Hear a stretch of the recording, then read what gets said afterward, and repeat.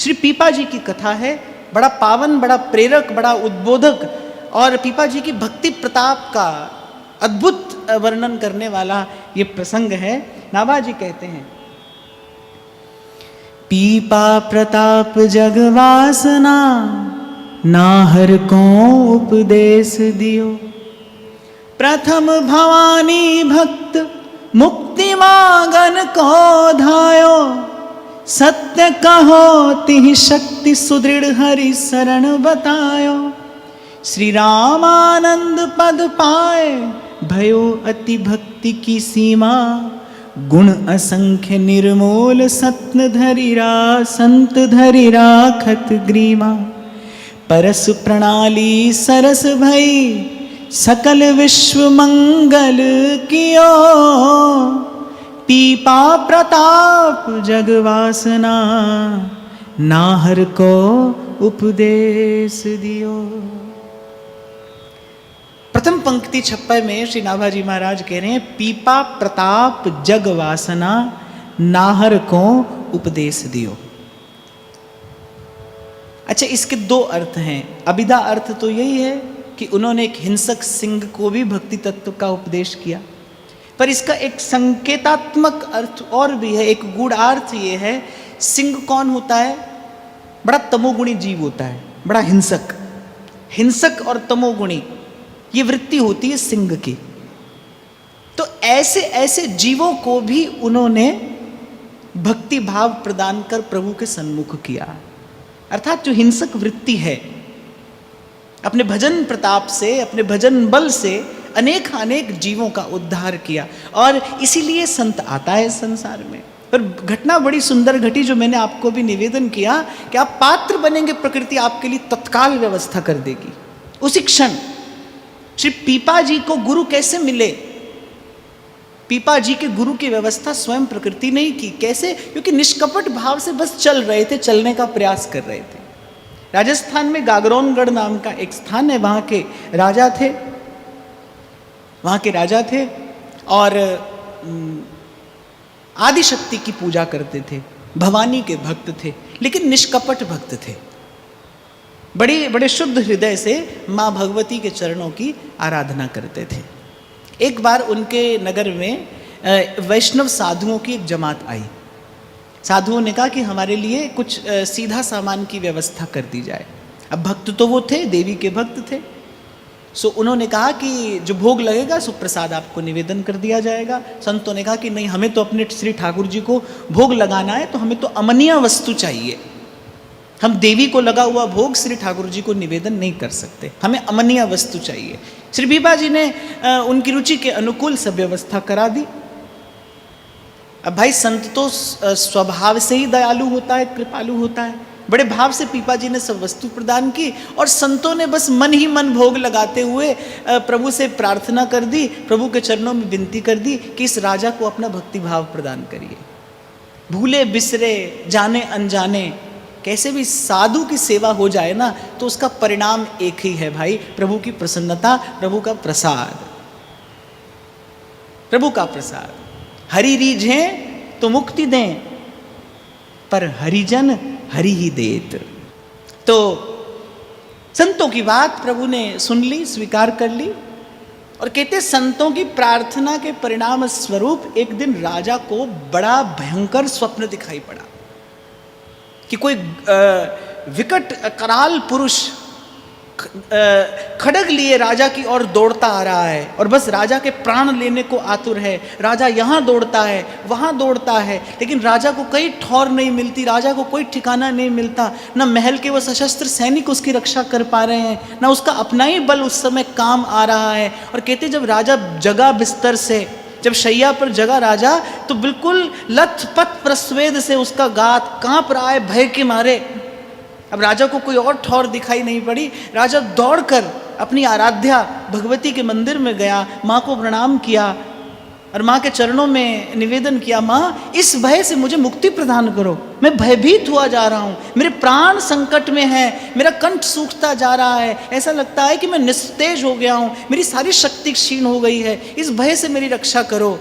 और कहते हैं कि बड़े गंभीर स्वर में जगत जननी जगदम्बा और राजा से कहती हैं कि राजा, ये जो भय है ये तो यम का भय है, ये तो काल का भय है। मैं तुझे इस लोक और परलोक के कुछ सुख तो प्रदान कर सकती हूँ, लेकिन काल के भय से मुक्त कराने की सामर्थ्य मेरी नहीं है।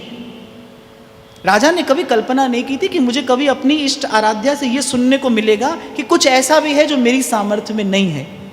देवी ने कहा कि राजा, इस काल के भय से तो केवल श्री हरि और श्री हरि के भक्त तुझे मुक्त कर सकते हैं।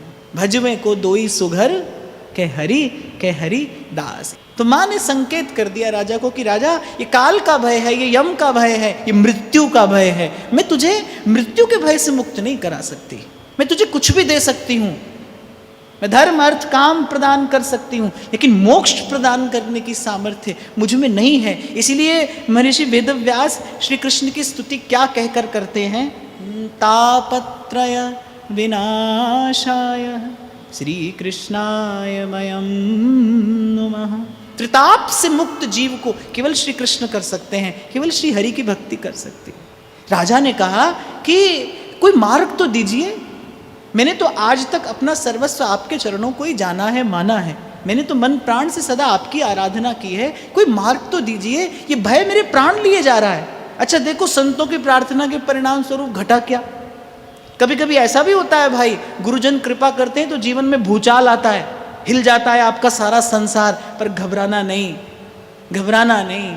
गुरु कुम्हार शिष्य कुंभ है, घड़ घड़ काड़े खोट। अंदर हाथ सहारा दे, बाहर मारे चोट।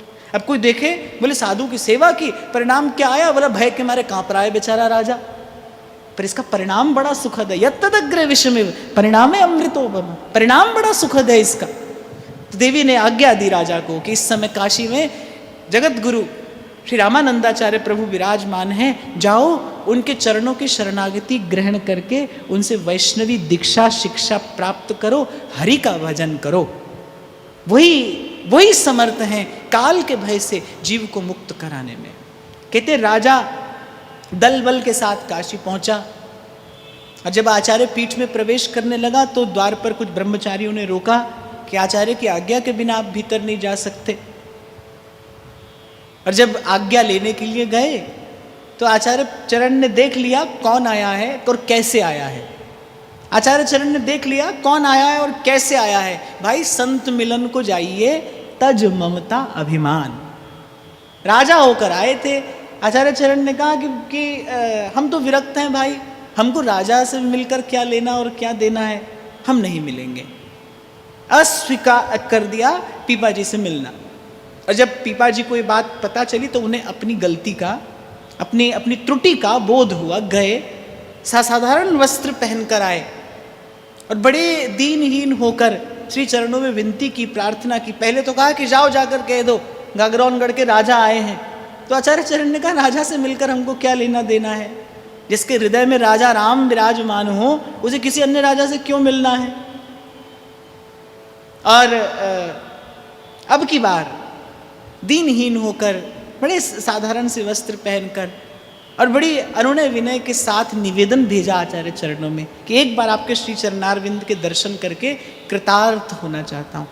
तो अब की बार आचार्य चरण ने कहा कि एक बार हम कह चुके हैं, हम उनसे नहीं मिलना चाहते। उनसे जाकर कहिए कि हम उनका मुख नहीं देखना चाहते। जाइए, वो जो आचार्य पीठ के बाहर कुआं है उसमें कूद कर अपने प्राण दे दें। परीक्षा लेनी थी आचार्य चरण को, क्योंकि जो वस्तु प्रदान करनी थी उसके लिए पात्र की आवश्यकता थी। और कहते हैं कि पीपा जी ने जैसे ही ये सुना, उन्होंने कहा कि चलो कुछ मुझे आज्ञा तो मिली, कुछ आज्ञा तो मुझे मिली। आचार्य चरण ने कहा जाइए, नहीं देखना चाहते हम उनका मुख। उनसे कह दो कुएं में जाकर अपना ये देह त्याग दे, इस देह से हम उनको नहीं मिल सकते। पर संत सिखाते हैं द्वार धनी के पड़ रहो, धक्का धनी का खाओ, एक दिन धनी निवाज है, छाड़ अनत नहीं जा। द्वार धनी के पड़ रहो, और धक्का धनी का खाओ, एक दिन धनी निवाजी है। श्री पीपा जी ने मन में विचारा, चलो आचार्य ने मुझे कोई आज्ञा तो दी। उन्होंने एक क्षण भी विचार नहीं किया और बस दौड़कर उस कुएं की ओर पहुंचे और बस कूदने का उपक्रम करने ही वाले थे, जबकि आचार्य चरण ने पहले सब व्यवस्था कर रखी थी। कुछ ब्रह्मचारी वहां थे, उन्होंने रोकने से उनको बचाया। वो जो ब्रह्मचारी वहां पर थे उन्होंने उन्हें कूदने से रोका और लेकर आचार्य चरण के पास गए। आचार्य चरण ने पंच संस्कार युक्त वैष्णवी दीक्षा प्रदान की और अपने चरणों की शरणागति प्रदान कर पीपा जी को सदा सदा के लिए निर्भय कर दिया। श्री पीपा जी ने याचना की, गुरुदेव आपके चरण कमल मेरे घर आंगन में पड़े, वहाँ की रज पवित्र हो जाए। आचार्य चरण ने कहा, पहले 1 वर्ष हमारी बताई रीति से संत सेवा करिए, उसके बाद आपके यहाँ पर आएंगे। कहते राजा ने अपना तन मन धन साधन जीवन सब साधु सेवा में निवेदन कर दिया। तो श्री पीपा जी ने तन मन प्राण निवेदन करके और साधु संतों की सेवा की। 1 वर्ष बीतने को हुआ और यहाँ पीपा जी के नेत्र लगे थे उस मार्ग पर जिस मार्ग से गुरुदेव चलकर आएंगे। 1 वर्ष होने को हुआ। श्री पीपा जी महाराज ने विनम्रता पूर्वक पत्र लेकर और एक सैनिक को भेजा कि जाओ गुरु चरणों में निवेदन करके आओ। और श्री रामानंदाचार्य भगवान ने कृपा की। कबीरदास जी, रैदास जी, धरना जी सरीखे सिद्ध संत भक्तों के संग श्री रामानंदाचार्य भगवान पीपा जी की नगरी में पधारे। और पीपा जी के हर्ष का, उल्लास का, आनंद का कहना क्या। हमारे व्यास जी तो कहते हैं, जो सुख होत संत घर आए, सो सुख होत नहीं सुपने हूँ कोटिक तीर्थ नहाए। कहने जैसे बांझ को बेटा पैदा होने पर सुख होता है ना, व्यास जी कहते हैं ऐसा सुख मुझे होता है जब मेरे घर पे संत आते हैं। श्री पीपा जी की उस साधु सेवा ने रिझा लिया आचार्य चरण को, रीझ गए। और संत रीझते हैं तो यही करते हैं भाई, छुड़ा दियो संसार। व्यास बड़े हरि के जना, कियो बड़ो उपकार, हरि सो धन हृदय दियो, छुड़ा दियो संसार। छुड़ा देते हैं संसार। कहते हैं जब आचार्य चरण चलने लगे नगरी से, तो श्री पीपा जी महाराज मार्ग में साष्टांग दंडवत प्रणाम करते हुए लेट गए कि अब मेरा मन मधुकर एक क्षण के लिए भी इन चारों चरण कमलों के मकरंद रस का त्याग नहीं कर सकता है। अब मेरा जीवन आपके चरण कमल, आपके चरण कमलों की सन्निधि, आपके चरण कमलों की सेवा शुश्रूषा ही है। अब मैं किसी भी प्रकार से इस संसार में रहने को प्रस्तुत नहीं हूँ। तो जब श्री रामानंदाचार्य भगवान ने देखा कि पीपा जी के हृदय में वैराग्य परिपक्व हो गया है, तो कहते हैं उन्होंने तब साथ चलने की आज्ञा दे दी। यही गुरु थे, 1 वर्ष पहले घर में रहकर सेवा करने को कहा था, और यही गुरु हैं आज कह रहे हैं कि आपके संग चलना है। सहर्ष स्वीकृति प्रदान कर दी। कहा कि ठीक है, चलना चाहते हो तो चलो। 20 रानियां थी, सब रोने लगी, घबराने लगी कि हम भी आपके संग चलेंगे। श्री पीपा जी महाराज ने कहा ठीक है, चलना है तो ये 1 वस्त्र धारण कर लो, ये सब वस्त्र आभूषण उतार कर फेंक दो और ये 1 वस्त्र धारण करके हमारे संग चलो। किसी भी रानी में इतना सामर्थ्य नहीं हुआ। कहना और बात होती है, करना और बात होती है। जो सबसे छोटी रानी थी श्री सीता सहचरी जी, वो नहीं मानी।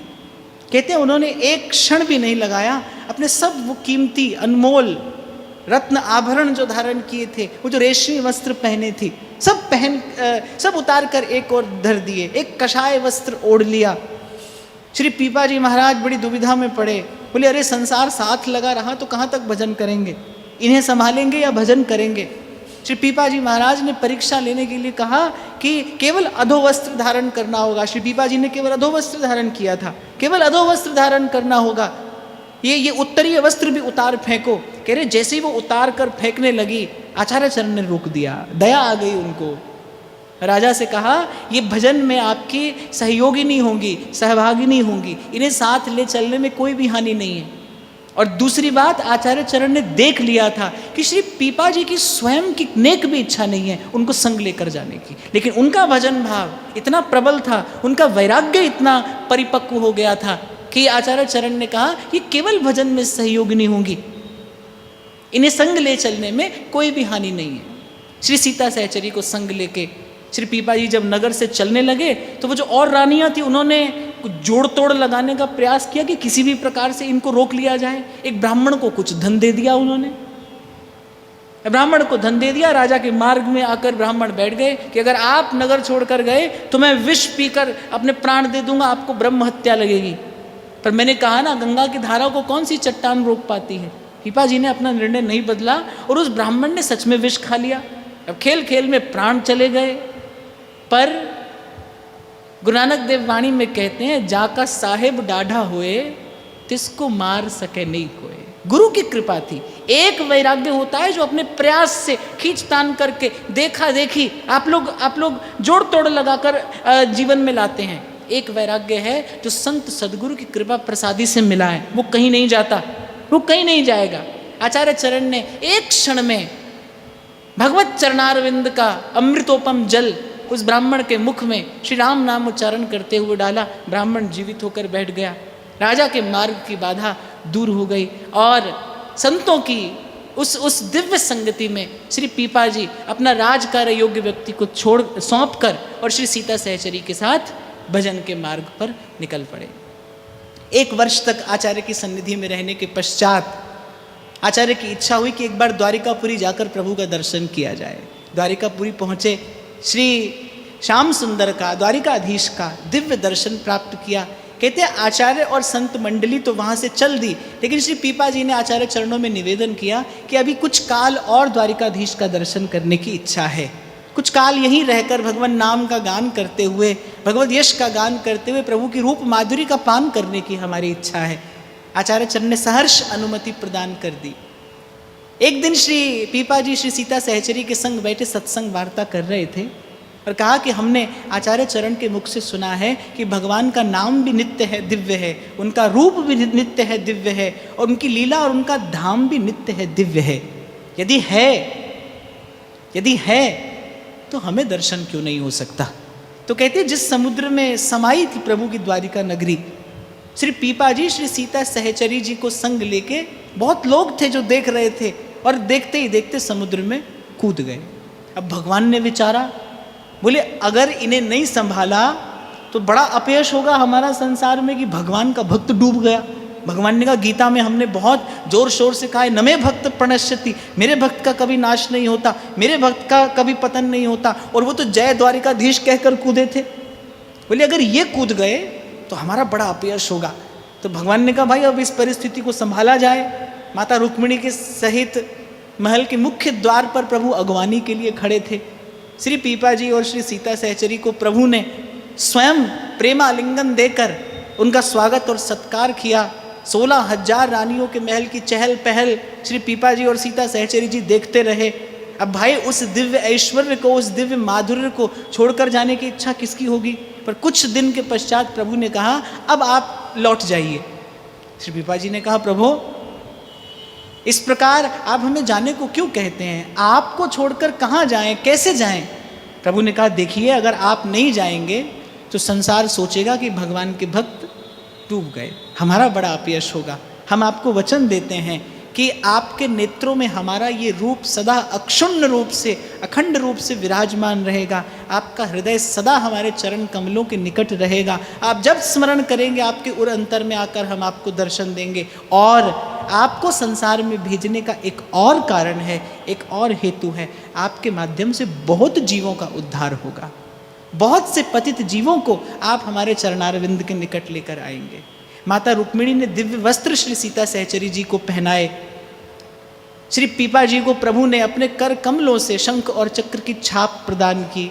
और जिस प्रकार जय द्वारिकाधीश कहते हुए समुद्र में कूदे थे, उसी प्रकार जय द्वारिकाधीश कहते हुए श्री पीपा जी और श्री सीता सहचरी जी द्वारिका समुद्र तट पर प्रकट हो गए। अब तो भाई द्वारिका नगरी में उनके नाम का जय जयकार होने लगा कि द्वारिकाधीश का दर्शन करके आए हैं। 7 दिन समुद्र में रहने के पश्चात आए हैं, दिव्य शंख चक्र की छाप लेकर आए हैं। सीता सहचरी जी के श्री अंग पर दिव्य वस्त्र आभूषण सुशोभित हैं। अब तो द्वारिका नगरी उमड़ उमड़ कर उनके चरणों का दर्शन करने के लिए आने लगे। उन्होंने कहा, भाई अब ये नया झंझट हुआ, अब यहाँ पर भजन कैसे हो।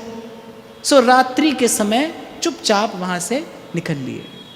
सब सत्पुरुषों का दर्शन करते हुए, संतों का दर्शन करते हुए एक ग्राम में आए जहाँ पर श्री चीधर नाम के परम भक्त निवास करते थे। बड़ी बड़ी अद्भुत कथा है, बड़ी अद्भुत कथा है। संत सेवी चीधर भक्त, और रहने के लिए एक छोटी सी कुठरिया, और वो भी खाली। केवल भक्त दंपति उसमें निवास करते हैं, लेकिन संत सेवा का अद्भुत प्रण लिए। कुछ नहीं है घर में, छोटी सी कोठरिया है, वो भी खाली है, अन्न का एक दाना नहीं है, अन्न का एक दाना नहीं है। लेकिन संत सेवा का नियम है, बिना संत सेवा के भोजन नहीं ग्रहण करते। कहते हैं जब बड़ा नाम सुना था चीधर भक्त का, बड़े संत सेवी हैं, और जब उनकी कुटिया पर आए तो कुछ विपरीत सा ही दृश्य देखा। अरे इस स्थान पर रहते हैं, कैसे संत सेवा करते होंगे। बड़ा कौतुक हुआ मन में, बड़ी जानने की इच्छा हुई, जिज्ञासा हुई। जब श्री चीधर दंपति ने देखा कि श्री पीपा जी और श्री सीता सहचरी जी आए हैं, लपक कर श्री चरणों में प्रणाम किया, द्वारिकाधीश का दर्शन करके आए हैं, तन मन प्राण प्रफुल्लित हो गए। श्री डोंगरे जी महाराज कहते थे, इस संसार में सर्वाधिक आनंद कब प्रकट होता है? जब भगवान के दो भक्त आपस में मिलते हैं, जब दो वैष्णव मिलते हैं, उनके परस्पर मिलन से कहते सर्वाधिक आनंद प्रकट होता है। आनंद की सीमा नहीं, लेकिन चिंता कि आज घर में अन्न का एक दाना भी नहीं है, किस प्रकार सेवा हो। यहाँ सहज दैन्य था। चीधरायन को चिंता हुई कि संत आए हैं, और वो भी ऐसे संत प्रभु का दर्शन करके आए हैं, प्रभु से मिलकर आए हैं, क्या भूखे ही चले जाएंगे?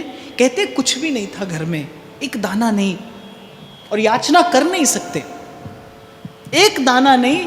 कहते चीधरायन ने एक लहंगा पहना था, सो लहंगा उतार कर चीधर भगत जी को दिया कि जाइए इसे देकर कुछ ले आइए, चाहे संत मुख जूठा करके यहाँ से चले जाएं, लेकिन बिना सत्कार के ये यहाँ से जाएं तो हमारी संत सेवा का प्रण टूट जाएगा, हमारा जीवन व्रत भंग हो जाएगा।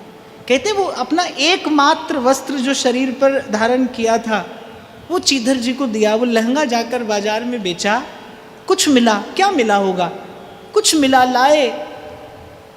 श्री चीधरायन जी ने अमनिया बनाकर प्रभु को मन से, मानसी भावना से भोग निवेदन किया और प्रसाद परोस दिया। जब देखी कुठरिया, जब देखा उनका घर, जब उनकी देखी उनकी झोपड़ी, तो उन्होंने देख लिया कि भाई यहाँ कोई बहुत अधिक व्यवस्था नहीं होगी। लेकिन जब प्रसाद पाने बैठे तो श्री सीता सहचरी जी ने कहा कि श्री चीधरायन जी कहाँ हैं? अकेले चीधर जी बैठे थे, अब वो बेचारी कैसे बाहर आए? तन पर वस्त्र नहीं है, तन उघाड़ा है, कैसे बाहर आए? श्री सीता सहचरी जी ने कहा कि उनके बिना तो हम प्रसाद नहीं पाएंगे। उन्होंने बिना चीधर जी से पूछे सीधा गई, रसोई में जाकर देखा एक कोने में दुबक कर श्री चीधरायन जी बैठी हैं।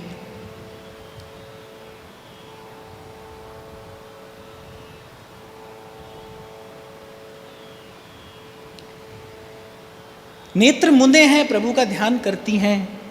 श्री सीता सहचरी जी ने कहा कि अरे भक्तन जी, आप यहाँ इस प्रकार उघारा तन लिए बैठी हैं, जैसे किसी सखी सहचरी को हाथ पर हाथ देकर विनोद में कुछ कहा जाता है ना, ऐसे श्री चीधरायन जी ने कहा अरे आप तो द्वारिकाधीश का दर्शन करने आई हैं, प्रभु के श्रीअंग की सुंदरता का वर्णन कीजिए। मेरी देह उघाड़ी है कि ढकी है, ये क्या सार की बात है? बैठिए, कुछ सार की बात करिए, कुछ सत्संग की बात सुनाइए, आप प्रभु का दर्शन करके आई हैं। श्री सीता सहचरी जी ने मन में विचार किया कि संत सेवी तो हम भी कहलाते हैं, सारे संसार में हमारी बड़ी प्रतिष्ठा है कि हम संत जनों के सेवी हैं, पर ऐसी सेवा की तो झलक भी हमारे जीवन में नहीं। और कहाँ कभी इस जीवन काल में हम इस सेवा का, इस भावना का स्पर्श कर सकते हैं। इस भक्तन ने अपने तन पर एक वस्त्र था, तन ढकने को कुछ नहीं, पर घर से साधु न भूखा जाए। प्रसाद पाकर जब निकलने लगे तो श्री सीता सहचरी जी को महारानी रुक्मिणी ने दिव्य वस्त्र ओढ़ाया था। उसी वस्त्र में से आधा फाड़ कर श्री चीधरायन जी को ओढ़ाया कि ये वस्त्र न कभी मैला होगा, न कभी फटेगा, ये दिव्य वस्त्र है, मुझे प्रसाद मिला है आपके यहाँ। आपने जैसा प्रभु का दिव्य प्रसाद हमें दिया सो तो दिया, लेकिन आपके यहाँ से हम भाव का दिव्य प्रसाद प्राप्त करके जा रहे हैं। मैंने कभी जीवन में कल्पना नहीं की थी कि जीवन में किसी ऐसे संत सेवी का दर्शन होगा जो स्वयं को बेचकर, अरे जिसने तन का वस्त्र बेचा उसने तन की लाज बेची, जो स्वयं का तन बेचकर भी सेवा करता हो, हमने कभी जीवन में कल्पना नहीं की थी। हमने राजमहल में रहकर सेवा की, हम अपने भंडार से लुटाया करते थे, पर वस्तुतः सेवा क्या है इसका दर्शन हमने आज किया है। इसे कहते हैं संत की सेवा। ये है साधु सेवा, ये साधु सेवा है। अच्छा, मैं जब कभी इस घटना का थोड़ा चिंतन करता हूँ तो मुझे लगता है कि चीधर और चीधराइन से समृद्ध व्यक्ति इस संसार में किसने देखा होगा? किसने देखा? कैसी समृद्धि है। बाप सोने के बिस्तर पर पौड़ने वाला, सोने के बिस्तर पर पौड़ने वाला, बड़ी ऊंची अटारी में रहने वाला, कभी कभी भाव से बिल्कुल दरिद्र होता है। मैंने देखा है ऐसा, कभी कभी कोई भाव से बिल्कुल दरिद्र होता है। ऐसा समृद्ध व्यक्ति कब देखेगा संसार? कहाँ देखेगा संसार? सर्वस्व न्यौछावर करके दिखाया। और मुझे लगता है इन्हीं भक्तों के लिए प्रभु कहते हैं, हो भगतन को दास और भगत मेरे मुकुटमणि। अरे जिसके हिये में बसत हैं तीन लोक के नाथ, उसको संसार की किसी वस्तु का अभाव रह सकता है? कैसा भाव भरा होगा उस दंपति के हृदय में। अरे सब न्यौछावर कर दिया, सब कुछ करके दिखाया। और एक और बात मैं आपको कहता हुआ आगे बढ़ूं, प्रभाव में सेवा करने में वो सुख नहीं है जो अभाव में सेवा करने में है। थोड़ा सा करिए, भले थोड़ा सा कर दीजिए। और एक बात और आपको कहूं, तन से न कर सकें तो साधन से करिए। और न तन में सामर्थ्य हो और न साधन की सामर्थ्य हो तो भाव से भी सेवा करिए। कर सकते हैं आप, सद्भाव का प्रसार करिए। पर सेवा से रहित एक वैष्णव का, एक उपासक का जीवन नहीं होना चाहिए। यही हमारे आचार्यों की उपासना पद्धति का प्राण तत्व है, सेवा। सद्भाव से सेवा करिए। नाम जपत मंगल दिसि दसहु।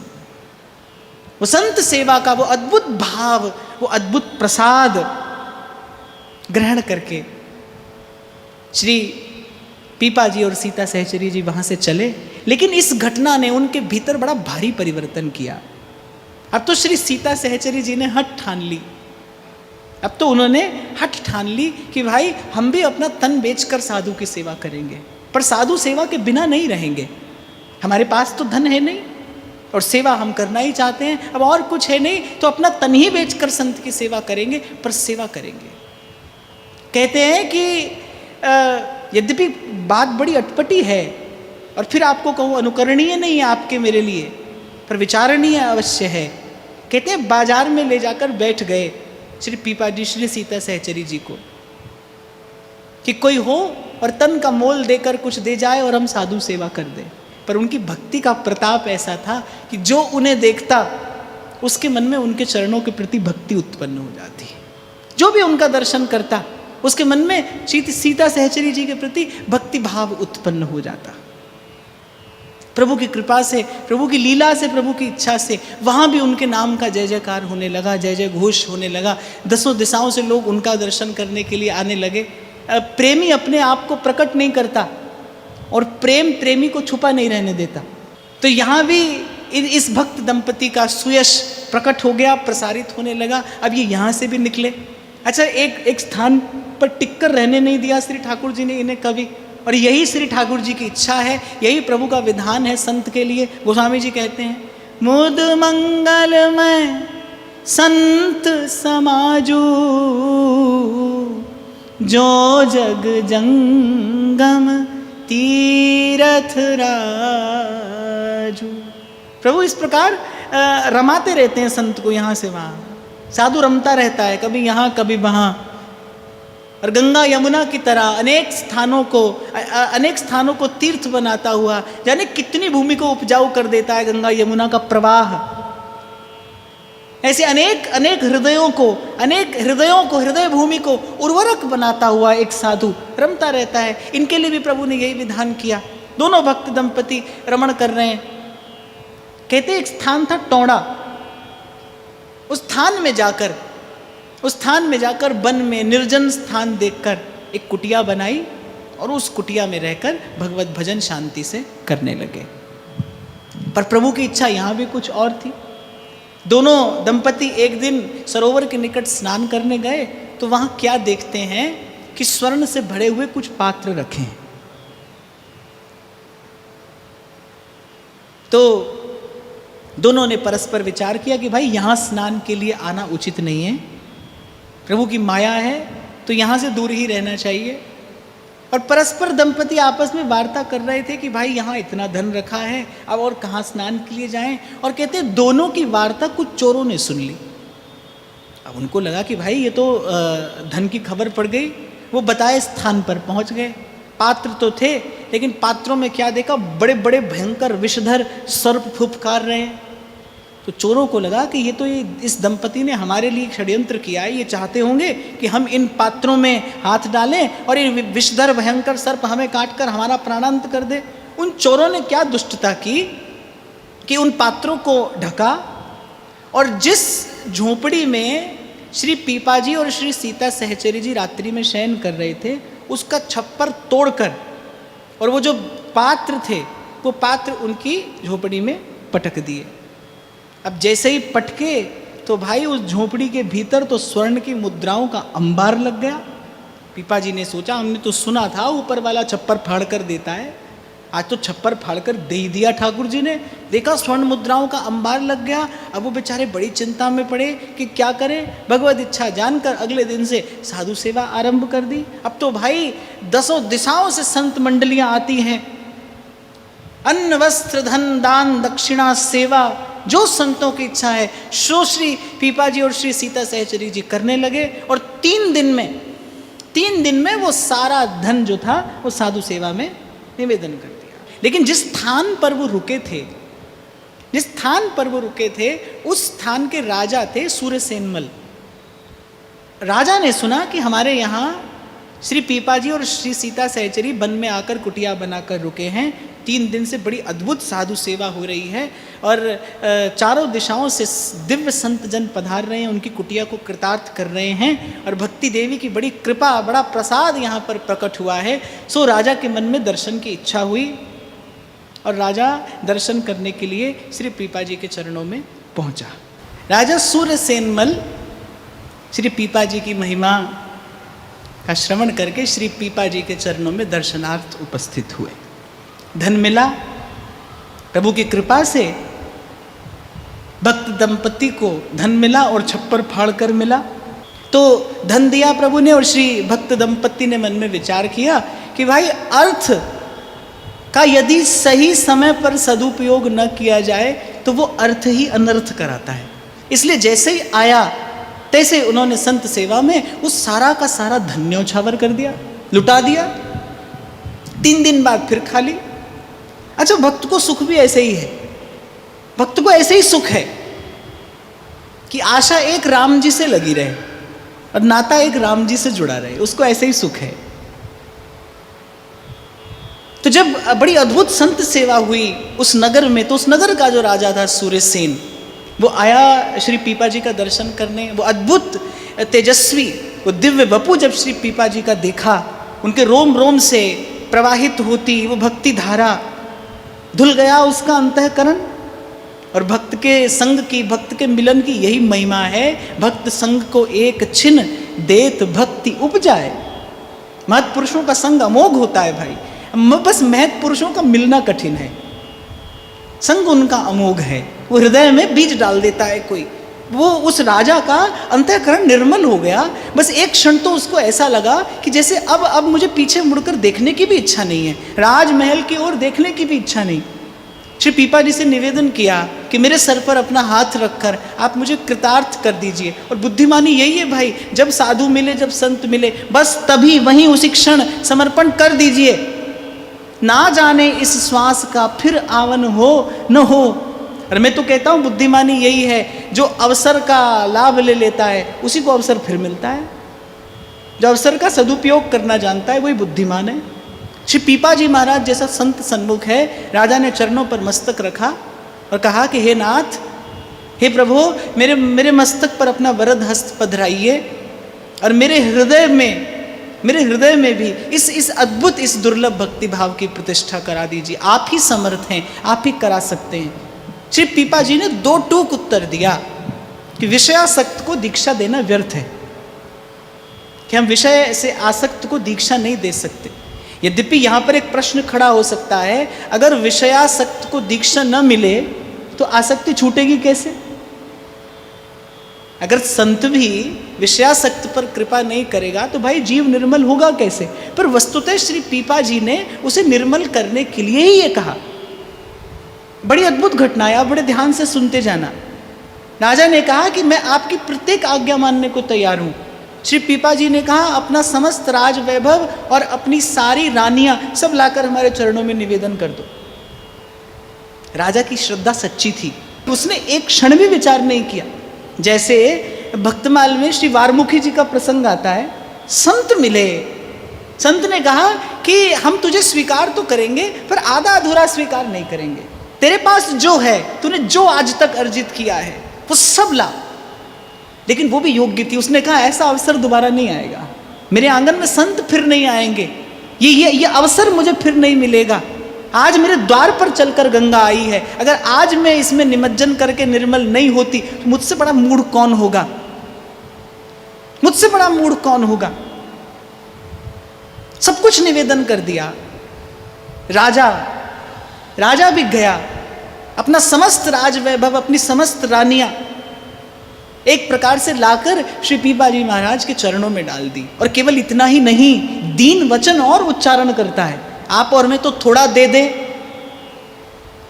दें तो आपको और मुझे तो इच्छा होती है कि हमें सर माथे पर बैठाया जाए, पर सब कुछ निवेदन करने के बाद भी राजा दीन वचन और उच्चारण करता है। अगर नाथ देखोगे अवगुण हमारे, तो हम कैसे भव से लगेंगे किनारे। अगर नाथ देखोगे जो अवगुण हमारे, तो हम कैसे भव से लगेंगे किनारे। तो राजा ने सर्वस्व लाकर श्री पीपा जी महाराज के चरणों में निवेदन कर दिया। श्री पीपा जी महाराज ने देखा कि भाई राजा की श्रद्धा सच्ची है, उसके सर पर अपना वरद हस्त रखा, लेकिन वो जो धन और संपत्ति और वो जो सब रानियां, वो सब वैभव जो श्री चरणों में लाकर राजा ने धर दिया था, पीपा जी ने अपने हाथ से राजा को दिया और कहा कि अब ये प्रसाद है, अब ये प्रसाद है, अब इसे प्रसाद समझकर सादर इसका सेवन करना। तो जब गुरुदेव ने कहा कि अब ये वस्तु प्रसाद है, तो राजा समझ गया कि अब ये विषय भोग के लिए नहीं है, अब ये प्रसाद है। अब केवल जीवन धारण करने के लिए जितना आवश्यक है उतना लेकर और इसका अधिक से अधिक वितरण किया जाना चाहिए, इससे अधिक से अधिक सेवा की जानी चाहिए। तो गुरु ने उस संसार और संसार की वस्तु को भगवत भाव से सुसंस्कृत करके प्रसाद स्वरूप पुनः प्रदान कर दिया। सुख से राजा भजन करने लगा। बहुत सा धन और एक अश्व गुरु की सेवा में निवेदन किया। ऐसा संतों के मुख से सुना है कि संतों के गुरुजनों के पास कभी खाली हाथ नहीं जाना चाहिए। पत्रम पुष्पम फलम तोयम, जो भी हो गुरु चरणों में निवेदन करना चाहिए। ये वस्तुतः वस्तु का निवेदन नहीं, ये भाव का निवेदन है, कुछ निवेदन करना चाहिए। बड़ा सुंदर अश्व श्री पीपा जी महाराज को निवेदन किया। वो उसी पर नित्य प्रति स्नान के लिए जाया करते थे। कुछ चोरों की दृष्टि पड़ी, अश्व ले गए। लेकिन जब श्री पीपा जी स्नान करके लौटे तो अश्व अपने स्थान पर था। अब चोरों के पास भी अश्व और उनके पास भी अश्व। चोरों की मति चकराई। पीपा जी की कुटिया में जाए वहां पर भी अश्व है, अपने यहाँ जाकर देखे तो भी अश्व है। समझ गए कि ये सत्पुरुष हैं, ये सिद्ध पुरुष हैं, इनका अपराध किया है हमने। श्री पीपा जी के चरणों में गए, क्षमा मांगी। श्री पीपा जी महाराज ने कृपा की, भगवत भाव प्रदान किया। चंदन की लकड़ी को जो कुल्हाड़ी भी काटने जाती है, चंदन की लकड़ी अपने स्वभाव से उसको भी सुवासित करती है। सतगुरु चंदन सम कहा, भगवत प्रेम सुवास, और निस दिन दान करे उसे जो जन आवे पास। अब कुछ विद्वेषी जन थे, उनको कारण ही अभाव था श्री पीपा जी के चरणों में। मैं कहता हूँ कैसा दुर्भाग्य होता है इन लोगों का, कैसा दुर्भाग्य होता है इन लोगों का कि जड़ता जाड़ विषम जब लागा, गयो न मज्जन पाव अभागा। संत रूपी भगवत भगीरथी के निकट रहकर भी कोई इस प्रकार अपनी जड़ बुद्धि के कारण उसके लाभ से वंचित रह जाता है, उसके लाभ से वंचित रह जाता है। तो एक बार एक बंजारा आया, कोई बड़ा व्यापारी था। उन्होंने कहा भी कोई ऐसी व्यवस्था करे श्री पीपा जी का उपहास किया जाए, इनकी हंसी उड़ाई जाए। तो कुछ लोगों ने उस बंजारे को कहा कि बोले यहाँ अमुक स्थान पर पीपा नाम के एक बहुत बड़े व्यापारी रहते हैं और बैलों का व्यापार करते हैं, वृषभों का व्यापार करते हैं, एक से एक उत्तम प्रकार के बैल उनके पास में हैं। हमने सुना है कि तुम बैल खरीदने के लिए आए हो, तो उनकी कुटिया पे जाओ, तुमसे बहुत अच्छा व्यापार करेंगे। अब उनका उद्देश्य तो ये था, क्योंकि पीपा जी की कुटिया ऐसी जहाँ पर सुबह खाए तो शाम के भोजन की व्यवस्था नहीं है। अच्छा, एक और बात देखिए, राजा जिनका शिष्य है उन पीपा जी की कुटिया में 2 समय के भोजन की व्यवस्था नहीं है। इसलिए आपको उस दिन मैंने निवेदन किया था, साधु के लिए कब लेना है, किससे लेना है, कितना लेना है, इसका विधान किया गया है। ये जो मधुकरी है ना, मधुकर की भांति ले लेना, ये साधु के लिए विधान है। राजा शिष्य है, लेकिन पीपा जी की झोपड़ी में व्यवस्था नहीं है। कबीर जी के हृदय में त्रिलोकीनाथ बैठे हैं, रोम रोम में रमते राम। और कबीर का घर कैसा है, मांग क्या रहे हैं, 2 सिर मांगू चूना, पाव घेओ संग लूना, अध सिर मांगू दाले, मोकू दोनों बखत जीवाले। इतनी व्यवस्था कर दीजिए प्रभु, इतना हम आपसे मांगते हैं। तो अब बंजारा पहुंचा पीपा जी की कुटिया पर, जाकर देखा, अरे ये तो फूस की झोपड़ी है, यहाँ कोई व्यापारी कैसे रहता होगा। अब बस वो विचार कर ही रहा था कि द्वार पर श्री पीपा जी आ गए। उसके सौभाग्य सूर्य का उदय हो गया, पीपा जी का दर्शन हुआ। दर्शन करते ही मन नत हो गया उनके चरणों में। संत को वस्तुतः किसी परिचय की आवश्यकता नहीं होती, भक्त को किसी परिचय की आवश्यकता नहीं होती। उसका आभा मंडल बता देता है, उसका आभा मंडल बता देता है कि भाई इसके हृदय में कौन बैठा है।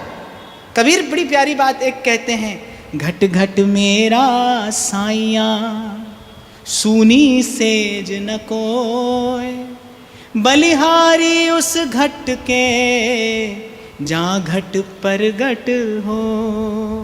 जिसके हृदय में भगवत भाव प्रकाशित होगा, प्रतिष्ठित होगा, कैसा होगा उसका आभा मंडल। वो बंजारा संस्कारी रहा होगा। जैसे श्री पीपा जी का दर्शन किया, उसकी तो मति निर्मल हो गई। बड़े भाव से उसने बिना विचारे श्री पीपा जी के चरणों में जाकर प्रणाम निवेदन कर दिया। पीपा जी के मुख से भी निकल गया, तुम्हारा कल्याण हो। झोपड़ी के पीछे संत लोगों की, साधु लोगों की पंगत हो रही थी। उस बंजारे ने बड़ा साहस जुटाते हुए कहा कि मैंने सुना है आप बैलों के बहुत बड़े व्यापारी हैं, सो मैं आपसे व्यापार करने के लिए आया हूँ। श्री पीपा जी ने कहा, लाओ, क्या लाए हो। मोहरों की थैली थी। श्री पीपा जी ने कहा, ठीक है लाओ, अब हम तुमको बहुत बढ़िया बढ़िया बैल देते हैं, ऐसे बैल जो तुमने आज तक देखे ही नहीं होंगे। हाथ पकड़ा, कुटिया के पीछे आंगन में पंगत हो रही थी, वहाँ लेकर गए। अच्छा, जो धर्म होता है ना, जो वृषभ होता है, उसको धर्म का स्वरूप माना जाता है। वृष वो धर्म का स्वरूप है। श्री पीपा जी ने मन में विचारा कि भाई हमारे लिए तो संत ही हैं जो धर्म का मूर्तिबंत स्वरूप है। तो पीपा जी हाथ पकड़ कर ले गए पीछे और कहा कि ये देखो, ये बैल बैठे हैं हमारे, इन्हीं का व्यापार करते हैं हम। ये एक से एक उत्तम भांति के ये बैल हैं, अब तुमको जितने चाहिए ले जाओ। पर संत जो करता है वो संकल्प से युक्त होकर करता है। पीपा जी जैसा परम तेजस्वी, परम तपो मूर्ति महापुरुष, उन्होंने संकल्प किया कि अब ये हमारे द्वार तक आ गया है तो इसका कल्याण होना चाहिए। कई बार आपको कथा सुनाता हूँ ना, राधा वल्लभ लाल जी के सेवक थे, फूल सेवा करते थे बाबा। मगरमच्छ ने एक दिन पैर पकड़ लिया। अब मगरमच्छ कोई ले आए राधा वल्लभ जी के मंदिर में। अब लोग पूछ रहे, अरे बाबा आज कैसो उधम कर रहे हैं। अरे बोले भैया याने हमारो चरण पकड़ लियो जमुना जी में। अब हमने सोचा कि भाई राधा वल्लभ जी के बाबा जी इनको चरण पकड़ो है, या जीव को उद्धार होना चाहिए, या को ठाकुर जी को दर्शन होना चाहिए, या के मुख में प्रसाद पड़ना चाहिए। पीपा जी ने मन में विचार किया, भाई अब ये बेचारा भूला भटका जीव हमारे द्वार तक आ ही गया है तो अब इसका कल्याण होना चाहिए। पहले तो जब उससे धन लिया, इसके पीछे रहस्य क्या है, पहले ले ली उससे उसकी सारी विषय वासना। इसीलिए कल मैंने आपको कहा था साधु आपसे लेकर भी आपको देता है, संत सदगुरु आपसे लेते हैं, लेते हुए प्रतीत होते हैं, पर वो वस्तुतः लेकर भी आपको देते हैं। पीपा जी ने कहा लाओ, क्या कहाँ है धन जिससे व्यापार करने आए हो, मोहरों की थैली थी, लाओ इसे हमें दे दो। ले लिया, वस्तुतः धन नहीं लिया, छीन ली उससे उसकी सारी विषय वासना। एक क्षण में कृपा दृष्टि डालकर उसको निर्मल कर दिया, पावन कर दिया। फिर हाथ पकड़ा उसका, लेकर गए आंगन में, कराया संतों का दर्शन। साधु लोग प्रसाद पा रहे थे और जब संतों को भगवत प्रसाद पाते देखा, उस बंजारे की मति तो पूर्ण रूपेण परिवर्तित हो गई। जाने उसके मन में क्या आया, नेत्रों से अश्रु झरने लगे, भगवत भाव का स्पर्श हुआ, नेत्रों से अश्रु झरने लगे। वहीं श्री पीपा जी के चरणों में प्रणाम करके जो बचा खुचा धन था उसके पास, सो भी श्री पीपा जी के चरणों में निवेदन कर दिया और कहा आपने मुझे इन सुंदर हंसों का दर्शन कराकर पवित्र कर दिया है, कृतार्थ कर दिया है। अब यहाँ तक आप ले ही आए हैं, जब आपने मुझे इन संतों का दर्शन ही करा दिया है, अब इनका सा भेष और इनकी सी रहनी प्रदान करके मुझे सदा सदा के लिए कृतार्थ भी कर दीजिए। इन्हीं संतों का दर्शन करके श्री ध्रुवदास जी लिखते हैं, भक्त संग को एक छिन देत भक्ति उपजा। बंजारे ने कहा नाथ आपने मुझे इनका दर्शन कराया है, अब ऐसी सुंदर वस्तु प्राप्त करने की विधि भी दीजिए, मार्ग भी दीजिए, आप दयालु हैं, अब इन संतों की सी रहनी प्रदान कर दीजिए। श्री पीपा जी महाराज ने कृपा कर दी, उसका जीवन सफल हो गया, कृतार्थ हो गया।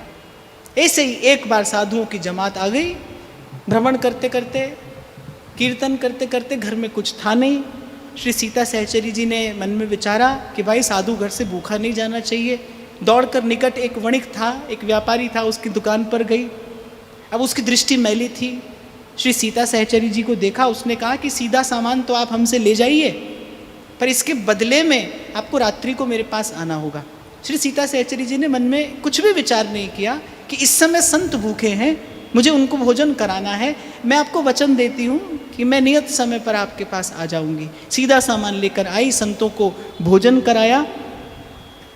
देखो ये घटनाएं कहने में बड़ा संकोच होता है, क्योंकि कहाँ आज हमारा जीवन है और कहाँ इन संतों का, इन साधु सेवी परम भागवतों का जीवन है। देखो उस वणिक को, उस व्यापारी को कह देना कि मैं नियत समय आ जाऊंगी, ये दर्शाता है कि ऐसे भक्तों के जीवन में देहाध्यास नहीं रहता, देहाध्यास समाप्त हुआ है, ये देवाध्यास है। आप देखिए कल जब चीधरायन जी बैठी थी कोठरी में, लहंगा उतार कर बेच दिया साधु संतों को भोजन कराने के लिए, नग्न बैठी हैं कोठरी में। श्री सीता सहचरी जी जब कोठरी में पहुंची और कह रही अरे भक्तन जी आप यहाँ पर ऐसे नग्न बैठी हैं, हाथ पकड़ कर क्या कहती हैं? अरे ये ढका हो तो भी माटी का है, उघाड़ा हो तो भी माटी है, क्या बात करती हैं इसकी? ये ढका है तो भी माटी है, उघाड़ा है तो भी माटी है, इसकी क्या बात करती हैं? आप तो श्याम सुंदर का दर्शन करके आई हैं, आपने तो द्वारिकाधीश का दर्शन पाया है, अरे कुछ उनकी रूप माधुरी की चर्चा करिए। मैं आपसे सत्य कह रहा हूँ, जब मैंने पहली बार ये घटना पढ़ी थी भक्तमाल जी में, पहली बार जब मैंने ये घटना पढ़ी थी, मुझे खबर तो नहीं थी कि भीतर क्या हुआ है, पर कुछ घटा था भीतर। क्या इन भक्तों के, क्या इन भक्तों के जीवन का स्तर है, कहाँ पहुँच गए चलते चलते, प्रभु के नाम का आश्रय लेते लेते, ये भजन भाव साधते साधते कहाँ पहुँच गए कि त्रिलोकीनाथ भी अपने पास ऐसी कोई वस्तु नहीं देखते, कोई वस्तु नहीं पाते अपने भंडार में लक्ष्मीपति, जो इन भक्तों को देकर इन भक्तों के भाव का कुछ प्रत्युत्तर दे सकें। आपको एक और बात बताऊं, नहीं देते भगवान भक्त को धन, क्योंकि भगवान जानते हैं अरे भक्ति के बदले कोई धन दिया जाता है क्या? भक्ति के प्रत्युत्तर में धन जैसी वस्तु दी जा सकती है जो सब अनर्थों का मूल है? भक्त को तो भगवान केवल एक ही वस्तु देते हैं और वह अपना आपा। रंच प्रेम में अपन पो हारत नवल किशोर। सीता सहचरी जी ने कहा आप यहाँ ऐसी बैठी हैं, उसने कहा, अरे आप कैसी बात करती हैं, ये तन मिट्टी का तो है, क्या ढका और क्या उघाड़ा। प्रभु की चर्चा करिए, ये निरर्थक बात है, ये निस्सार बात है, कुछ प्रभु की चर्चा करिए। और आज सीता सहचरी जी ने मन में विचारा, अरे ये माटी का देह ही तो है, और उनका तो देहाध्यास समाप्त हो चुका है। जिनके मन चित्त की वृत्ति सदा रमी है संत चरणों की सेवा में, उनके मन में केवल एक विचार है, घर पर संत भूखे हैं, मैं जाऊंगी, रसोई बनाऊंगी, प्रभु को भोग लगाऊंगी, तब संतों को पवाऊंगी। संत कहीं घर से भूखे न चले जाएं, द्वार पर प्रभु आए हैं, संत भगवान पधारे हैं। उस व्यापारी को वचन देकर कि मैं रात्रि सही समय पर आ जाऊंगी, चली गई। सीधा सामान रसोई में लाकर रसोई की, प्रभु को भोग लगाया, भगवान नाम का कीर्तन करते हुए संतों ने प्रसाद पाया। श्री पीपा जी ने पूछा कि ये व्यवस्था तुमने की कहाँ से? श्री सीता सहचरी जी ने कहा कि मैं उस वणिक के पास गई थी और उसको वचन देकर आई हूँ कि मैं नियत समय पर आ जाऊंगी। कहते श्री पीपा जी महाराज के नेत्रों से अश्रु छलछला गए श्री सीता सहचरी जी की भक्ति देखकर, कि आपके हृदय में संत चरणों की ऐसी उत्कट प्रीति, ऐसा अद्भुत अनुराग। मन किया कि उनके चरणों में लिपट कर रो दें, मन किया कि आज इस भक्ति मूर्ति को मैं साष्टांग दंडवत प्रणाम निवेदन कर दूं। और मन ही मन प्रणाम किया। रात्रि हुई, घनघोर वर्षा होने लगी, मार्ग सब कीचड़ से लबालब भर गया। और क्या कहते हैं श्री पीपा जी, आपने वचन दिया है, आपको सही समय पर जाना चाहिए, आप उसे वचन देकर आई हैं। अरे जिस धन के एक छदाम के लिए भाई भाई का शत्रु हो जाता है, वो धन उस वणिक ने आपको केवल आपके वचन के विश्वास पर दे दिया है। जाइए अपना कार्य पूर्ण करिए।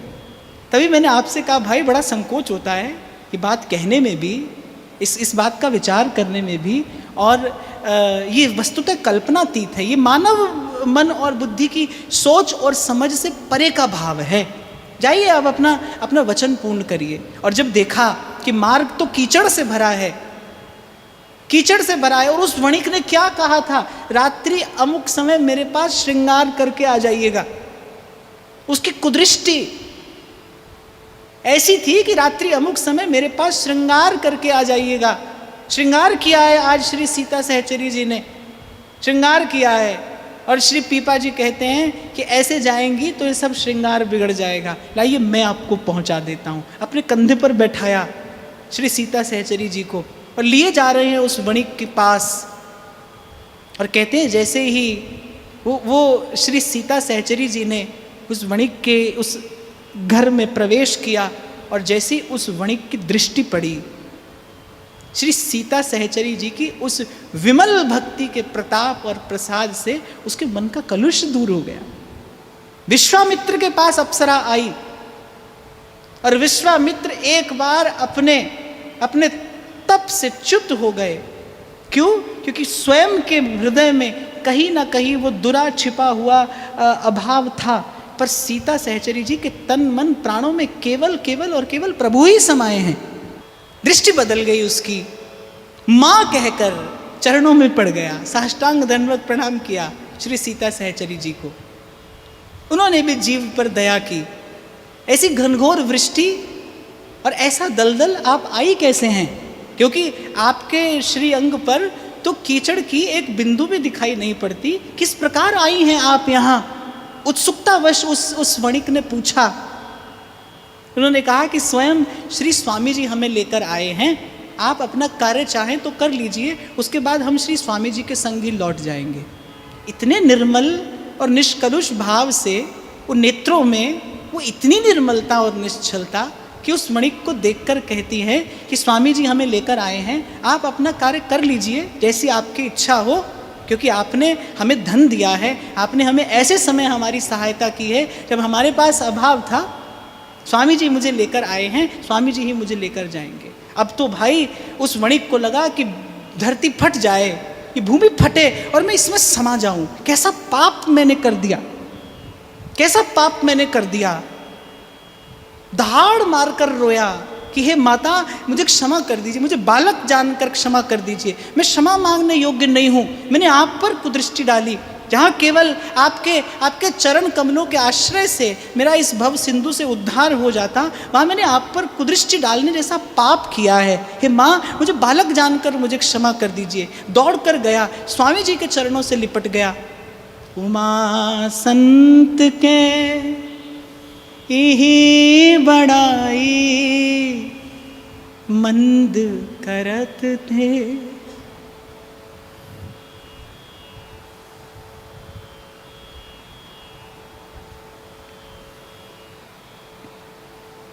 मंद करत ते करही भलाई। उसे भी पावन किया, उसे भी पवित्र कर दिया, उसे भी स्वीकार किया, रख दिया उसके मस्तक पर अपना वरद हस्त। इसीलिए संत निर्भय है भाई, इसीलिए वो निश्चिंत है। उसकी सब आशा लगी है बस एक ही ठौर से, जहां से वो कभी निराश नहीं हो सकता, जहां से वो कभी निराश नहीं हो सकता। ऐसी स्थिति में आप देखिए, ऐसा जघन्य पाप, एक साधु स्त्री पर ऐसी दृष्टि डालना, एक साधु स्त्री पर ऐसी दृष्टि डालना। अरे ये जीते जी अपने लिए नर्क का विधान करने जैसा है। एक साधु स्त्री जो भजन करती है, वो तो उस तपोमूर्ति के पर ऐसी कुदृष्टि डालना, ऐसा जघन्य पाप किया। पर संत का जीवन बताता है भाई कि संत के हृदय में जो करुणा है, संत के हृदय में जो दया है, संत के हृदय में जो उदारता है, वो हर पाप से बड़ी है। उसमें हर पाप को धो देने की सामर्थ्य है, उसमें हर ताप का शमन करने की सामर्थ्य है। उसे भी अपना बालक जानकर स्वीकार कर लिया। अरे अपने बालक से हो जाता अपराध तो क्या करते, उसे भी अपना बालक जानकर स्वीकार किया। क्या दिया उसने? कुदृष्टि। किसी विषय वासना से युक्त दृष्टि से देखा होगा उस वणिक ने श्री सीता सहचरी जी की ओर। मिला क्या है संसार से? कुदृष्टि। और देती क्या है उसे? भगवान की भक्ति। कहते हैं जैसा जल हो कूप में वैसा बाहर आए। कुएं में जैसा जल होगा ऐसा ही तो आएगा। संत के पास क्या है? केवल भगवत भाव। कोई भी निकाले सोई बाहर आता है। हमारे महाप्रभु तो कहते हैं रसिक की गति कौन समझ सकता है? रहस्य तद्यस्य स्थितिरपि न साधारण गति। भक्त की गति साधारण नहीं होती। संसार की बुद्धि से, अर्थात जो लेन देन की बुद्धि है, जो व्यापार की बुद्धि है। क्योंकि संसार की बुद्धि क्या है? संसार की बुद्धि भाई इसमें हमारा लाभ क्या है, बस। संसार केवल एक ही रीति से सोचता है। संसार का व्यक्ति कोई भी कार्य करेगा वो देखेगा कि मेरा इसमें लाभ क्या है, मेरा लाभ है कि नहीं है। इसी को तो स्वार्थ कहते हैं ना भाई, मेरा इसमें लाभ क्या है। तो स्वार्थ की दृष्टि से जब देखा गया कि क्या किया श्री सीता सहचरी जी ने और क्या किया भक्तराज पीपा जी ने, ये तो बड़ी अनुचित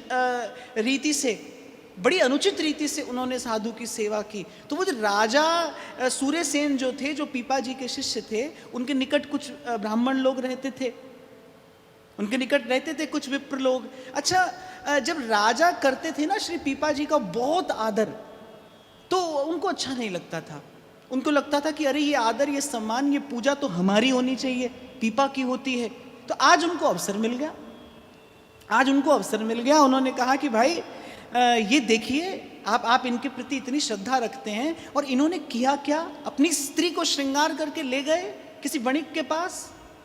किया क्या? अब जब सुना राजा ने, तो कुसंग से तो भाई किसी के भी मन में विकार आ जाता है। ध्यान रखना, ध्रुवदास जी ने कहा है कुसंग पशु ते बचे। राजा ने कुसंग कर लिया। जिनके चरणों में बड़ी भारी श्रद्धा थी, जिनके चरणों में अपना राजपाट सब न्यौछावर कर दिया था, उस परम भागवत के लिए राजा के मन में कुछ अवज्ञा का भाव आ गया कि तो वस्तुतः इन्होंने अनुचित किया। अब उन विद्वेषी जनों ने कह दी पीपा जी के कान में कुछ ऐसी वैसी सी बात, कुसंग हुआ और अपने गुरु चरणों के प्रति अवज्ञा अवहेलना का भाव आ गया। और मैं समझता हूं कि जब जिस क्षण गुरु के प्रति अवज्ञा या अवहेलना का भाव आता है, उस क्षण जीव भगवत प्राप्ति के लिए सदा सदा के लिए अयोग्य हो जाता है। कोई और घटना नहीं घटती जीवन में, कोई और हानि नहीं होती, लेकिन मन जो है ना वो भजन के योग्य नहीं रह जाता। और जब श्री पीपा जी को विदित हुआ कि राजा के मन में कुछ अवज्ञा अवहेलना का भाव आ गया है, उनकी करुणा जगी। फिर भी दया की राजा पर चल के गए राजा के महल में चल कर गए और वो राजा जो साष्टांग दंडवत प्रणाम करता हुआ अगवानी के लिए आया करता था, आज अपने द्वारपालों से कह दिया कि उनसे कहो प्रतीक्षा करें, मैं भगवान की सेवा कर रहा हूं। उनसे कहो कि वो प्रतीक्षा करें, मैं भगवान की सेवा कर रहा हूं। ध्रुवदास जी ने शायद भजन शत में लिखा है कि गुरुजनों की तो छोड़िए, कोई साधु वैष्णव भी द्वार पर आ जाए और आप प्रभु की सेवा करते हो, तो प्रभु की सेवा छोड़कर उसी समय छोड़कर पहले और साधु और वैष्णव का सम्मान करिए। गुरु आ जाए तो फिर कहना ही क्या है, फिर कहना क्या है। फिर तो बलिहारी गुरु आपने जिन गोविंद दियो मिलाए। पीपा जी तो सिद्ध पुरुष थे, उन्होंने कहा कि भाई राजा के मन में तो अच्छी खासी अवहेलना हो गई है, इसके मन में तो अच्छा खासा विकार आ गया है, पर क्या करें, है तो हमारा ही, इसे हमने स्वीकार किया है, इसके हमारे बीच में प्रभु हैं। श्री गुरुदेव ने मन में विचार किया, अरे इसके हमारे मध्य में तो प्रभु हैं, इसका हमारा आत्मिक संबंध है, आध्यात्मिक संबंध है, इसे किसी भी प्रकार से छोड़ा तो नहीं जा सकता, इसका त्याग तो नहीं किया जा सकता। अब राजा कर तो रहा था पूजा, उपक्रम तो पूजा का कर रहा था, लेकिन मन था कहाँ, बाजार में बैठा और जूते खरीद रहा था, अपना मनपसंद जूता बनवा रहा था। तो श्री पीपा जी महाराज ने द्वार पर से गरज कर कहा कि बड़ा मूर्ख है, हम यहाँ द्वार पर खड़े हैं, हमसे कहता है भगवान की पूजा कर रहा हूँ और बैठा बाजार में जूता गठवाता है। कहते हैं कि जब ये शब्द पीपा जी महाराज ने गरज कर द्वार पर से खड़े होकर कहा, जब ये शब्द राजा के कान में पड़े तो कंपित गात दौड़कर आया कि ये मुझसे क्या अपराध हो गया, ये मुझसे क्या अवज्ञा हो गई। अरे इन्हीं के प्रताप से मैंने ये भक्ति रूपी संपत्ति, ये निधि पाई है। दौड़ कर गया, कांपता हुआ श्री पीपा जी महाराज के श्री चरणों में साष्टांग दंडवत प्रणाम किया। श्री पीपा जी ने कहा, कहाँ गया वो रंग जिस दिन आकर अपनी सारी राज संपत्ति मेरे चरणों में न्यौछावर कर दी थी? कहाँ गया वो रंग, कहाँ गई वो भक्ति, कहाँ गई वो भावना? क्या इस प्रकार कांच के महल में ही रहते थे राजा, जो नेक सा प्रहार हुआ और छिन्न भिन्न हो गया? बड़ी लज्जा आई अपनी स्थिति पर, अपनी दशा पर बड़ी लाज आई कि क्या किया मैंने। राजा की समस्त रानियों में एक सबसे रूपवती रानी थी, पर वो थी बंध्या, बांझ थी, उसकी कोई संतति नहीं थी। अब श्री पीपा जी महाराज ने कहा कि भाई आज हम आए हैं तो आज सदा सदा के लिए इसके मन के समस्त संशयों का निस्तार करके ही जाना चाहिए। अब आज इसे सदा सदा के लिए स्वस्थ कर ही देते हैं। केवल इतने से ही श्री पीपा जी महाराज नहीं माने, क्षमा याचना तो सूर्यसेन ने कर ली, साष्टांग दंडवत प्रणाम किया, हे प्रभु मुझसे बड़ा भारी अपराध हुआ, मुझे क्षमा करिए। श्री पीपा जी ने महाराज ने कहा, एक ही शर्त पर, एक ही स्थिति में तुम क्षमादान के योग्य हो। तुम्हारी वो जो सबसे रूपवती रानी है और वो बंध्या है, जाओ उसे हमारे पास लेकर आओ और उसे हमारे पास छोड़ दो। अब ऐसी रीति से श्री पीपा जी ने कहा, राजा के मन में फिर से वही भाव, उसके मन में फिर से वही भाव कि कैसी बात गुरुदेव करते हैं, हमारी सबसे रूपवती रानी उसी की याचना कर रहे हैं, क्या ये गुरुदेव को शोभा देता है? पर भाई सिद्ध पुरुष द्वार पर खड़ा है, पीपा जी के तप का तेज, राजा को लगा नहीं जाऊं तो भी प्राण संकट में है, चले ही जाता हूं। तो कहते बड़े डगमगाते पगों से रानी के महल की ओर राजा बढ़ा, चला नहीं जा रहा है। क्या मुख लेकर जाऊं रानी के समीप, क्या कहूंगा रानी से, क्या कहूंगा? वो रानी मन में क्या विचार करेगी कि गुरुदेव ने बुलाया है?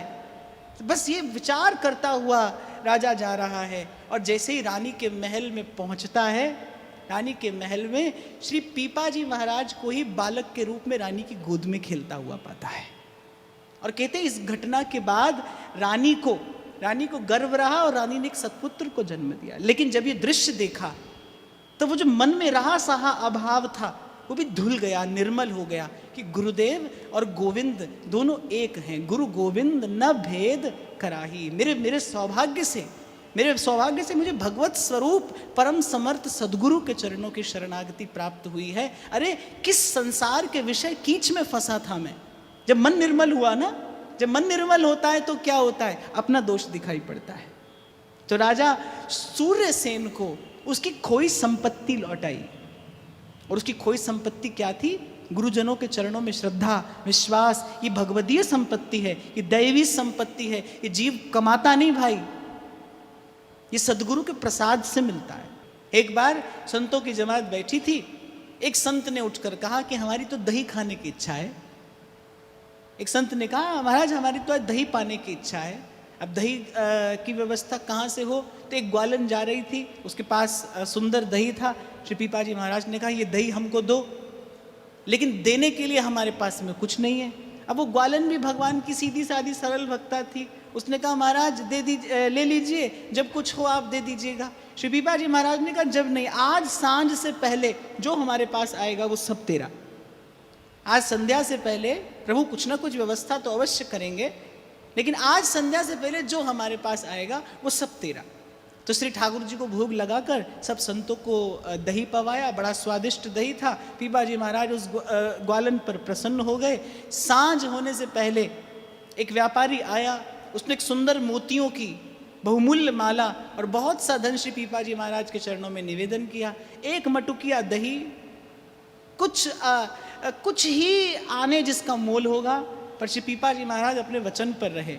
वो अमूल्य मोतियों की माला, वो समस्त धन, कहा उस गुजरी से, उस ग्वालन से कि ये तेरा ही धन है, लेकर जा। उसने कहा महाराज आज भोर से लेकर सांझ तक मैंने आपके चरणों का संग किया है, कुछ तो मैंने सीख लिया है। श्री पीपा जी महाराज बोले क्या? बोले ये धन तो है, पर आपके पास इससे भी बड़ा धन है, अब मुझे वही देकर कृतार्थ करिए, अब मैं यहाँ से वही लेकर जाना चाहती हूँ। इसे ही कहते भक्त संग को एक छिन, देत भक्ति उपजाए। एक बार एक तेल बेचने वाली थी, तेल ले लो तेल ले लो, और बड़े कठोर शब्दों में चिल्लाती थी। रूपवती थी। श्री पीपा जी महाराज की दृष्टि पड़ गई। उन्होंने कहा इतने कठोर स्वर में चिल्लाती है, सीताराम सीताराम कह लिया कर। तो कहने लगी सीताराम तो विधवा स्त्रियां जपती हैं, मैं क्यों जपने लगी? और दो टूक सा उत्तर देकर चल दी। रूप का, बल का, विद्या का मद होता है ना जब, तो अपने हित और अहित की बात समझ में नहीं आती। प्रमाद में क्या होता है? यही तो होता है, विवेक शून्य हो जाता है जीव। इसे ही मूढ़ता कहते हैं, ये मन की मूढ़ता है। दो टुक सा उत्तर दिया श्री पीपा जी को। कह रहे सीताराम सीताराम तो विधवा स्त्रियां जपती हैं, मैं क्यों जपने लगी?